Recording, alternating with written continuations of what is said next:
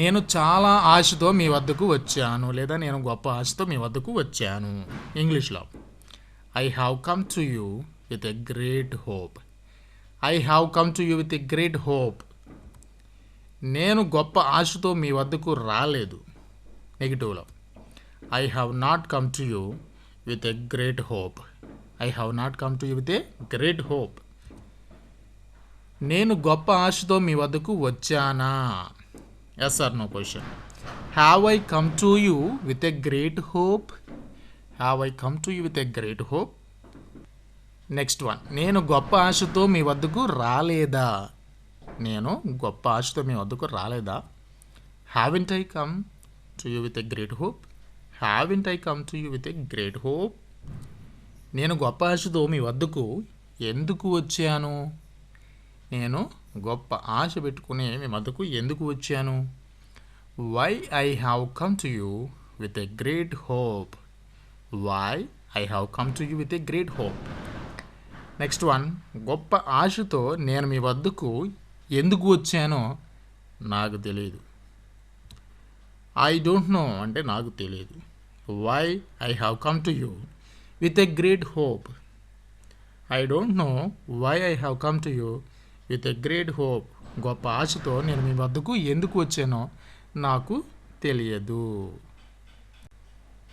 Next one, గొప్ప ఆశతో మీ వద్దకు ఎవరు వచ్చారు? గొప్ప ఆశతో మీ వద్దకు ఎవరు వచ్చారు? Who have come to you with a great hope. ఇక్కడ హూ యాడ్ చేసాం అనమాట. Who have come to you with a great hope. నేను మీ వద్దకు ఎందుకు వచ్చానో తెలుసా? నేను మీ వద్దకు ఎందుకు వచ్చానో తెలుసా? Do you know why I have come to you? Do you know why I have come to you? Next one, నేను మీ వద్దకు ఎందుకు వచ్చానో నాకు తెలియదు. నేను మీ వద్దకు ఎందుకు వచ్చానో నాకు తెలియదు. I don't know why I have come to you. I don't know why I have come to you. నేను మీ వద్దకు ఎందుకు వచ్చానో మీకు తెలియదా? చాలాసార్లు అడుగుతూ ఉంటాం, తెలియజేసి వచ్చినా సరే తెలియనట్లు యాక్ట్ చేసినప్పుడు. నేను మీ వద్దకు ఎందుకు వచ్చానో మీకు తెలియదా? Don't you know why I have come to you? Don't you know అంటే మీకు తెలియదా? Why I have come to you, నేను మీ వద్దకు ఎందుకు వచ్చానో. ఎలా జరగాల్సి ఉంటే అలా జరుగుతుంది. దీన్ని ఇంగ్లీష్లో ఎలా చెప్తాం? What is destined to happen will happen. What is destined to happen will happen. So ఇక్కడ డెస్టిన్ టు అనేది మీరు గమనిస్తే అది ఒక పని జరగాల్సి ఉన్నటువంటి తీరు. ఎలా జరగాల్సి ఉంటే అలా జరుగుతుంది అన్నప్పుడు ఈ డెస్టిన్టుని ఉపయోగిస్తాం. డెస్టినేషన్ అంటే గమ్యం. గమ్యం ఎలా చేరుకోవాలనుందో అలాగే చేరుతుంది అనమాట. నెక్స్ట్ వన్, జరగవలసి ఉన్న దానిని ఎవరు ఆపలేరు. జరగవలసి ఉన్న దానిని ఎవరు ఆపలేరు. Nobody can prevent. Prevent అంటే ఆపడం. Nobody can prevent what has been destined. What has been destined. జరగాల్సి ఉన్నదాన్ని ఎవరు కూడా ఆపలేరు. జరిగిందేదో జరిగిపోయింది. జరిగిందేదో జరిగిపోయింది. What has happened has happened. What has happened has happened. జరిగిందేదో జరిగిపోయింది. నెక్స్ట్ వన్, మరిక దాని గురించి మాట్లాడకండి. జరిగింది ఏదో జరిగిపోయింది, మరి ఇక దాని గురించి మాట్లాడకండి. Don't speak of it further. Don't speak of it further. Further అంటే ఇంకా తర్వాత దాని గురించి ఇంకా మాట్లాడకండి. జరిగిపోయిన విషయాల గురించి ఇప్పుడు మాట్లాడుకుని ప్రయోజనం ఏమి? జరిగిపోయిన విషయాల గురించి ఇప్పుడు మాట్లాడుకుని ప్రయోజనం ఏముంది? What is the use of speaking అంటే మాట్లాడడం వల్ల ఉపయోగం ఏమిటి? What is the use of speaking those things now. Those things now అంటే జరిగిపోయిన విషయాలు, ఆ విషయాల గురించి ఇప్పుడు మాట్లాడడం ప్రయోజనం. What is the use of speaking those things now that have already happened. That have already happened అంటే ఆల్రెడీ జరిగిపోయినటువంటి అని. దోస్ థింగ్స్ నౌ, ఆ విషయాల్ని. What is the use of speaking now? Okay, ఇప్పుడు మాట్లాడడం ఉపయోగం ఏముంది? జరిగిపోయిన విషయాల గురించి ఇప్పుడు మాట్లాడుకునే ప్రయోజనం ఏముంది? What is the use of speaking those things now that have already happened? ఎలా జరిగితే అలా జరగనివ్వండి. ఎలా జరిగితే అలా జరగనివ్వండి. Let it happen in whatever way it ought to happen. Let it happen అంటే జరగనివ్వండి. In whatever way, in whatever way it ought to happen, అది ఎలా జరగాల్సి ఉంటే అలాగే జరుగుతుంది, దాన్ని అలాగే జరగనివ్వండి. నెక్స్ట్ వన్, నా విషయాలలో నీవు తలదూర్చకు. నా విషయాల్లో నువ్వు వేలు పెట్టకు, నా విషయాల్లో నీవు జోక్యం చేసుకోకు, నీవు నా విషయాల్లో తలదూర్చుకు అంటూ ఉంటారు ఇంగ్లీష్లో. Don't poke your nose in my affairs. నా విషయాలు నీవు తలదూర్చుకు. నెక్స్ట్ వన్, నీకు సంబంధం లేని విషయాల్లో అనవసరంగా నువ్వెందుకు జోక్యం చేసుకుంటావు? Why do you unnecessarily interfere? Interfere అంటే తలదూర్చడం, జోక్యం చేసుకోవడం. Why do you unnecessarily interfere in things with which you have nothing to do? With which you have nothing to do. నీకు సంబంధం లేని విషయాల్లో అనవసరంగా నువ్వెందుకు జోక్యం చేసుకుంటావు? నెక్స్ట్ వన్, నేను పెళ్ళి చేసుకోబోయే అమ్మాయి అందగత్తె మరియు గుణవతి అయి ఉండాలి. అంటే నేను పెళ్ళి చేసుకోబోయే అమ్మాయి అందగత్తె అయి ఉండాలి మరియు గుణవతి కూడా ఉండాలి. Whosoever girl I marry has to be beautiful and characterful. Whosoever girl, నేనైతే ఏ అమ్మాయినైతే పెళ్లి చేసుకోబోతానో ఆ అమ్మాయి, I marry, has to be beautiful, అందంగా ఉండాలి, అండ్ క్యారెక్టర్ఫుల్, గుణవతి అయి ఉండాలి, మంచి గుణం కలిగింది అయి ఉండాలి. ఆమెకు చదువు లేకపోయినా పర్వాలేదు. ఆమెకు చదువు లేకపోయినా పర్వాలేదు. It doesn't matter even if she is unlettered. It doesn't matter even if she is unlettered. ఆమె చదువు లేకపోయినా పర్వాలేదు.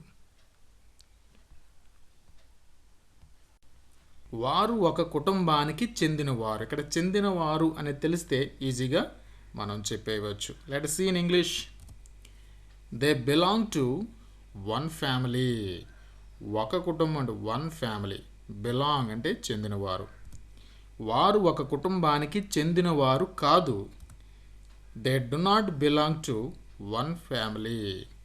They do not belong to one family. Next one, వారు ఒక కుటుంబానికి చెందిన వారేనా? Do they belong to one family? Do they belong to one family. వారు ఒక కుటుంబానికి చెందినవారు కాదా? Don't they belong to one family? వారు ఒక కుటుంబానికి చెందినవారు కాదా? Don't they belong to one family. వారు ఎందుకు ఒక కుటుంబానికి చెందినవారు? Why do they belong to one family? Why do they belong to one family. ఏ కుటుంబానికి వారు చెందినవారు? ఏ కుటుంబానికి వారు చెందినవారు? ఇక్కడ రెండు కుటుంబాలు ఉన్నాయి. వీరిలో వీరు ఏ కుటుంబానికి చెందినవారు? Which family do they belong to? Which family do they belong to? ఏ కుటుంబానికి వారు చెందినవారు?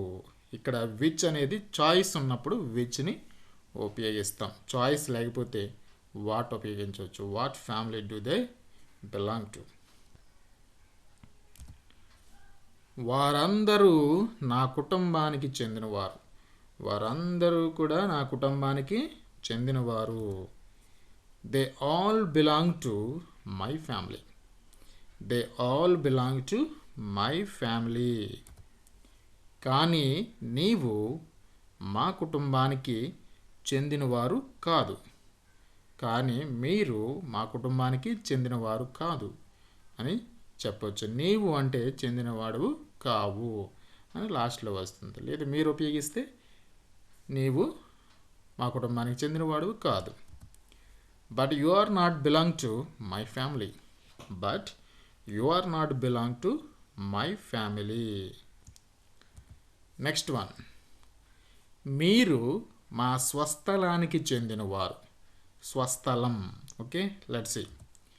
You belong to my native place. You belong to my native place. మీరు మా స్వస్థలానికి చెందినవారు. మనం ఒక దేశానికి చెందిన వారము. మనమంతా ఒక దేశానికి చెందిన వారం. We belong to one nation. We belong to one nation.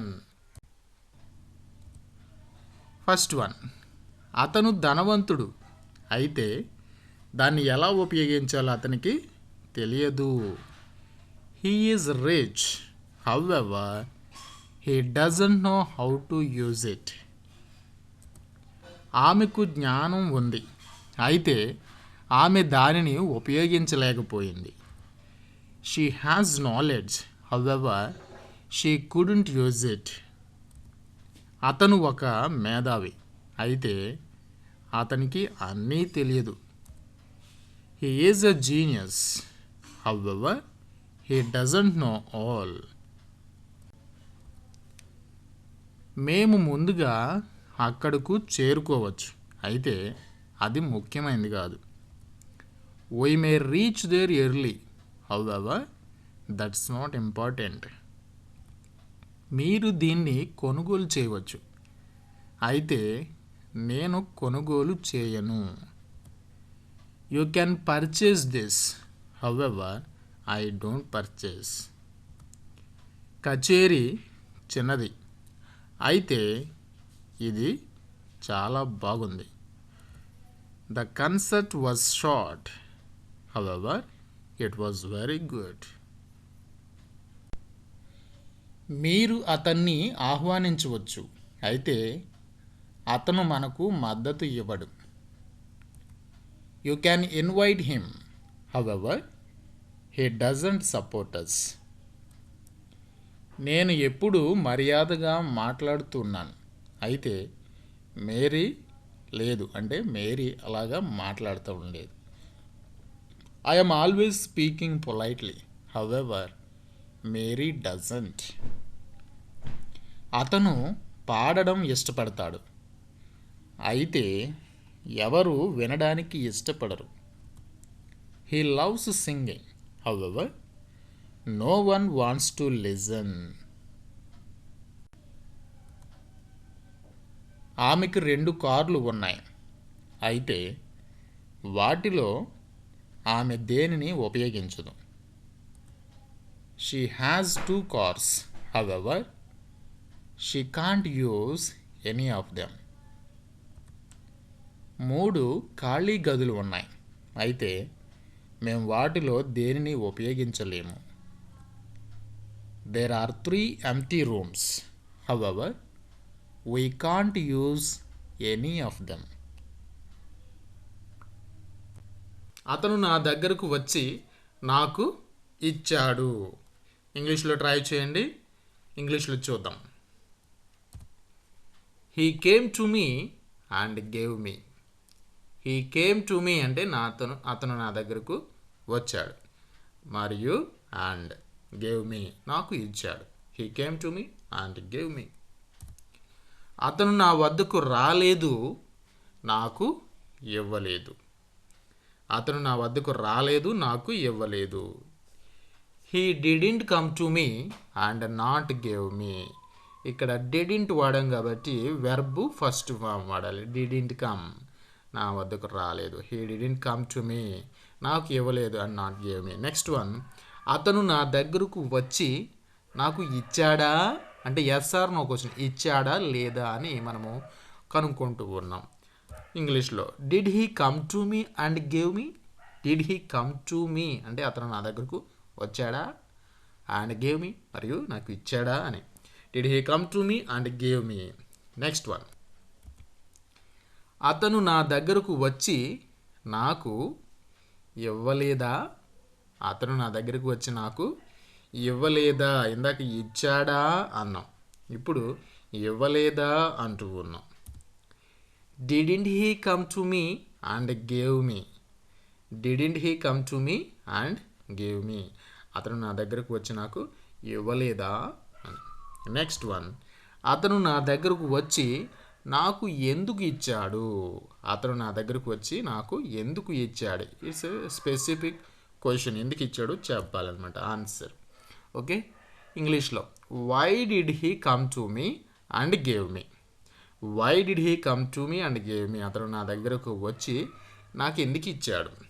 Next one, అతను నా దగ్గరకు వచ్చి నాకు ఎందుకు ఇవ్వలేదు? ఇందాకేమి ఎందుకు ఇచ్చాడు అన్నాం, ఇప్పుడు ఎందుకు ఇవ్వలేదు అన్నాం. సో అప్పుడు ఏం ఉపయోగించాలి? Let us see. Why didn't he come to me and gave me? Why didn't he come to me and gave me? అతను నా దగ్గరకు వచ్చి నాకు ఎందుకు ఇవ్వలేదు? నెక్స్ట్ వన్, అతను ఎప్పుడు నా దగ్గరకు వచ్చి నాకు ఇచ్చాడు? అతను ఎప్పుడు నా దగ్గరకు వచ్చాడు, ఎప్పుడు ఇచ్చాడు అని. ఇంగ్లీష్లో when did he come to me and gave me? when did he come to me and gave me? అతను ఎప్పుడు నా దగ్గరకు వచ్చి నాకు ఇచ్చాడు. నెక్స్ట్ వన్, అతను నా దగ్గరకు వచ్చి నాకు ఎలా ఇచ్చాడు? అతను నా దగ్గరకు వచ్చి నాకు ఎలా ఇచ్చాడు అంటే అతను నా దగ్గరకు ఎలా వచ్చాడు, ఎలా ఇచ్చాడు అని. How did he come to me and gave me? How did he come to me and gave me? అతను నా దగ్గరకు ఎలా వచ్చి నాకు ఇచ్చాడు. నెక్స్ట్ వన్, అతను నా దగ్గరకు ఎందుకు వచ్చాడో నాకు తెలియజేయండి. ఇవి కొంచెం డిఫరెంట్గా ఉందన్నమాట. ఇంతకుముందు వాక్యాల కంటే ఇది వేరే వాక్యం.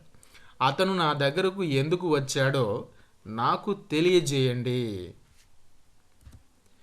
Let me know why did he come to me? Let me know అంటే నాకు తెలియజేయండి, నన్ను తెలుసుకొనివ్వండి అంటే నాకు తెలియజేయండి, ఆ సమాచారం గ్యాదర్ చేసి నాకు తెలియజేయండి. Let me know why did he come to me? అతను నా దగ్గరకు ఎందుకు వచ్చాడో. ఓకే, నెక్స్ట్ వన్, అతను నా దగ్గరకు వచ్చి ఇవ్వనివ్వండి. అతను నా దగ్గరకు వచ్చి ఇవ్వనివ్వండి. ఇంగ్లీష్లో let him come to me and give. Let him come to me and give. ఇది ప్రజెంట్ టెన్స్లో అతను నా దగ్గరకు వచ్చి ఇవ్వనివ్వండి. Thank you friends, thank you for watching. If you like this video please like and share with your friends. ఈ video కనుక మీకు నచ్చినట్లయితే వెంటనే లైక్ చేయండి, మీ ఫ్రెండ్స్తో షేర్ చేయండి. ఇట్లాంటి మరిన్ని ఇంట్రెస్టింగ్ వీడియోలు పొందడానికి మన ఛానల్ని సబ్స్క్రైబ్ చేసుకుని తర్వాత బెల్ బటన్ వస్తుంది, దాని మీద కూడా ట్యాప్ చేయండి. అలా చేయడం ద్వారా నేను చేసే ప్రతి ఒక్క లేటెస్ట్ వీడియో మీకు నోటిఫికేషన్ రూపంలో వస్తుంది. సో ఫ్రెండ్స్, ఈ వీడియోపై మీకు అభిప్రాయాల్ని కామెంట్స్లో తెలియచేయండి. మరలా నెక్స్ట్ వీడియోలో కలుసుకుందాం. అంతవరకు కూడా మన ఛానల్లో ఉన్న వీడియోస్ని వీక్షించండి. Thank you. Will meet again.